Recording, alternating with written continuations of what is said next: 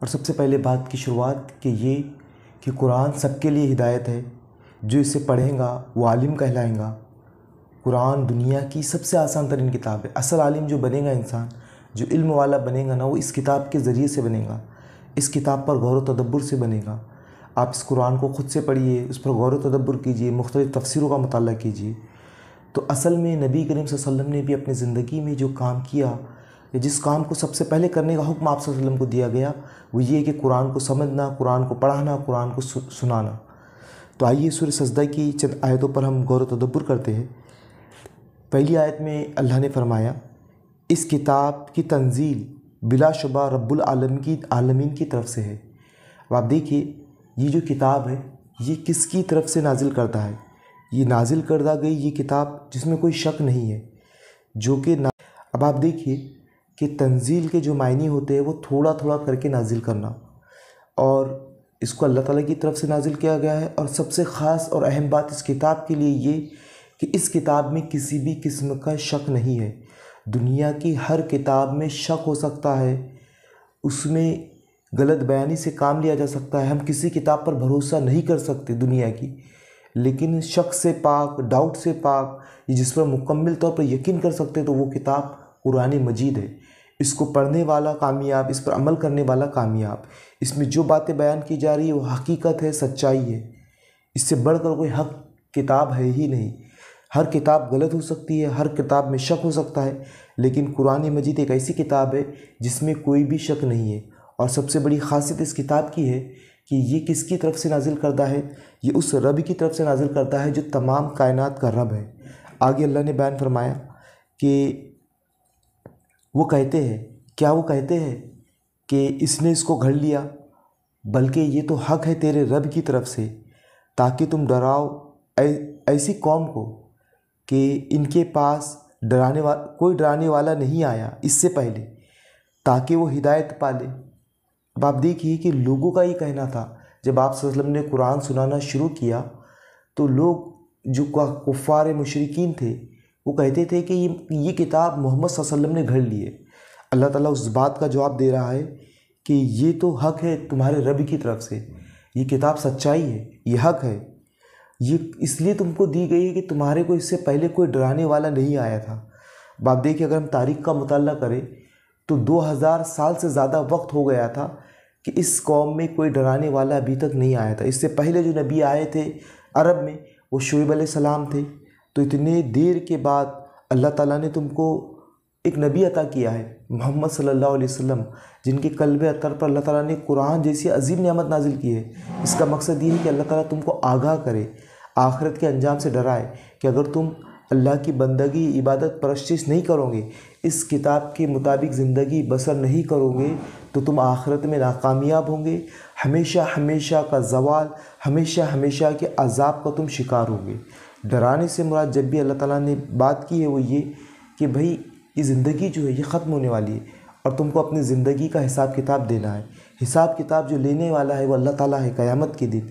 अगर तुमने सिर्फ़ और सिर्फ उसकी बंदगी और परस्तिश की होगी तो तुम आखिरत में कामयाब होंगे, और अगर इसके अलावा दूसरों की बंदगी, इबादत, पूजा और परस्तिश अगर तुमने की होंगी तो तुम हमेशा हमेशा के लिए जहन्नम में दाखिल कर दिए जाओगे। और किस लिए किताब की? ताकि तुम हिदायत पा जाओ। अगर इस आयत पर हम गौर करें तो अगर हिदायत पाने का कोई ज़रिया है तो अल्लाह ताला की किताब है। इस किताब के ज़रिए से हिदायत मिलेगी। इसके अलावा दुनिया में कोई किताब नहीं है जो हिदायत दे। हम अल्लाह की किताब को पढ़ने वाले बने, हम दूसरी किताबों में ज़िंदगी बसर ना करें, बल्कि हम अल्लाह ताला की किताब को तवज्जो दें, क्योंकि ये वो किताब है जिससे हमको हिदायत मिलेगी। अल्लाह ताला ने किताब नाजिल इसलिए की है कि इसके ज़रिए से अल्लाह ताला बयान फरमाए कि ताकि तुमको हिदायत मिले। तो ये किताब हिदायत देने वाली है। अगली आयत में अल्लाह ने बयान फरमाया कि वही है जिसने पैदा किया आसमान और ज़मीन को और जो इनके दरमियान में है 6 दिनों में। फिर वो मुतवज्जे हुआ, इसने करार पकड़ी अर्श की तरफ, तुम्हारे लिए इसके सिवा कोई वली और मददगार नहीं है और ना कोई सिफारिश करने वाला है, तो क्या तुम गौर नहीं करोगे? अल्लाह ताला ने ये आसमान और ज़मीन को बनाया और जो इनके दरमियान में तमाम चीज़ों को बनाने वाला। ये आयत आपको कुरान में कई तरह से मिलेंगी।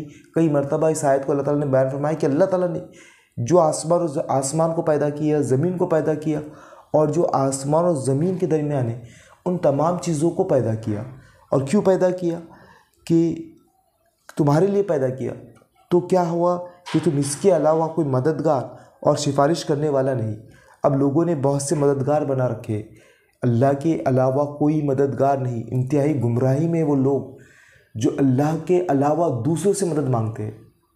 तो सिर्फ़ और सिर्फ मदद अगर हम तलब कर सकते हैं, दुआ अगर किसी से कर सकते हैं, तो सिर्फ़ और सिर्फ अल्लाह है। इसके अलावा किसी की ताकत और इख्तियार नहीं है कि वो दुआओं को कबूल करे। अगर कोई शख्स अल्लाह के अलावा किसी और से दुआ मांगता है तो ये शिरक है। अल्लाह के नबी से भी मांगना शिरक है। अगर दुआ कर सकते हैं, दुआ मांग सकते हैं, तलब दुआ किसी जो कबूल करने वाला है, तो सिर्फ़ और सिर्फ अल्लाह ताला। इसके अलावा हम किसी को नहीं पुकार सकते।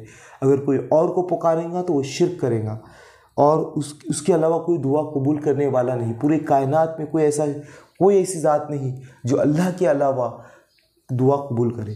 तो सिर्फ़ और सिर्फ दुआएं जो मांगना चाहिए, जो हमारा मददगार है, तो वो सिर्फ़ और सिर्फ अल्लाह ताला है। अल्लाह के अलावा हमारा कोई मददगार नहीं है। फिर आगे अल्लाह ने बयान फरमाया, और न सिफारिश करने वाला। सिफारिश का जब तसव्वुर आता है तो क़यामत के दिन सिर्फ़ अल्लाह ताला ही हमारी मदद करने वाला है, हमारी सिफारिश करने वाला है, हमें शिफा देने वाला है, हमें निजात देने वाला है। अल्लाह के अलावा किसी की ताकत नहीं है कि जो हमारी सिफारिश करे, हमें निजात दे, कोई नहीं है। अब आप गौर करें कि हम में से कितने लोगों ने कितने सिफारिशी बना रखे। किसी भी सिफारिशी की कोई हैसियत नहीं अल्लाह के सामने। सिफारिश अगर अता करने वाला है, सिफारिश एक मददगार कोई है, तो वो सिर्फ़ और सिर्फ अल्लाह ताला है। अल्लाह ताला के अलावा हमारा कोई दोस्त नहीं, कोई वली नहीं, और ना कोई सिफारिशी है। तो अगर सिफारिश अगर कोई है जो अता करने वाला है, तो सिर्फ़ और सिर्फ अल्लाह ताला है। आगे अल्लाह ने बयान फरमाया, अफला तज़क्करू, क्या तुम गौर नहीं करते? गौर करोगे जिन लोगों को तुम मांग रहे हो, क्या वो तुम्हारी मदद करने वाले? क्या वो तुम्हें अता करने वाले? तुम ऐसे लोगों से और ऐसी चीज़ों से क्यों मांगते हो जो तुमको कुछ अता करने वाले नहीं, बल्कि खुद तुम्हारे मोहताज है? तो क्या तुम गौर से काम नहीं लेते? कुरान में ये सिफत बयान फरमाई, बार बार ये बात बयान फरमाया कि क्या वो गौर व तदब्बुर नहीं करते। तो गौर व तदब्बुर करने वाले बहुत अहमियत के हामिल है कि हम भी गौर करने वाले बने। हम दुनिया के निज़ाम पर गौर करें, हम अल्लाह की किताब पर गौर करें, हम दुनिया के मामलात में गौर करें, तो हम गौर व तदब्बुर करने वाले बने। आगे अल्लाह ने बयान फरमाया, तो तदबीर करता है तमाम कामों की आसमान से ज़मीन की तरफ। वो रुजू करते हैं इसकी तरफ जिसकी मिकदार है 1000 साल, इससे जो तुम शुमार करते हो। अब आप देखिए, अगर इस आयत को अगर हम देखें तो हमारे पास जो टाइमिंग का जो पैमाना है, टाइम का जो पैमाना है, वो कुछ और है, अल्लाह ताला के पास कुछ और है। यानी अगर हमारे पास के 1000 साल है तो अल्लाह ताला के पास वो सिर्फ एक दिन है। असल में यहाँ पर ये जो बात बयान फरमाई जा रही है वो ये कि कुरैश कुफ़ार मुशरिकीन अल्लाह के रसूल से कहते कि कई सालों से हम तुम्हारा इनकार कर रहे हैं, तो हम पर वो अज़ाब क्यों नहीं आता जिसका तुम हमको वादा कर रहे हो? तो अल्लाह ताला कह रहे हैं कि अल्लाह ताला किसी पर इतने अचानक अज़ाब नहीं देता, बल्कि वो तो उसके फ़ैसले ये है कि तुम जो छोटी सी ज़िंदगी गुजार रहे हो तो अल्लाह ताला के पास कोई मायने नहीं रखती, बल्कि तुम्हारे 1000 साल, तुम्हारे 50,000 साल अल्लाह ताला के नज़दीक ऐसे है कि गोया कि एक दिन हो। तो जाहिर सी बात है कि इंसान बेसब्री करता है। अगर उससे मुसीबतें और परेशानी आती तो समझता है कि कई सालों से मुझ पर मुसीबतें और परेशानियाँ आए। अब आप देखिए कि कुफ़ार और मुशरिकीन को गलबा है, तो हम देखते हैं कि कई सालों से उनको गलबा मैसर है। जो लोग अल्लाह का इनकार करते, जो अल्लाह की बंदगी नहीं करते, तो वो कई सालों से वो गालिब है। तो अल्लाह ताला के नज़दीक जो हमारा वक्त का पैमाना है, अल्लाह ताला के वक्त का पैमाना है, वो कुछ और है। अल्लाह ताला की जो एक दिन है हमारे 1000 साल के बराबर है। तो अल्लाह ताला तदबीर करता है। अल्लाह ताला ने ये बात बयान फरमाई कि वो ज़मीन पर कामों की तदबीर करता है, उसके हुक्म से काम चलते हैं।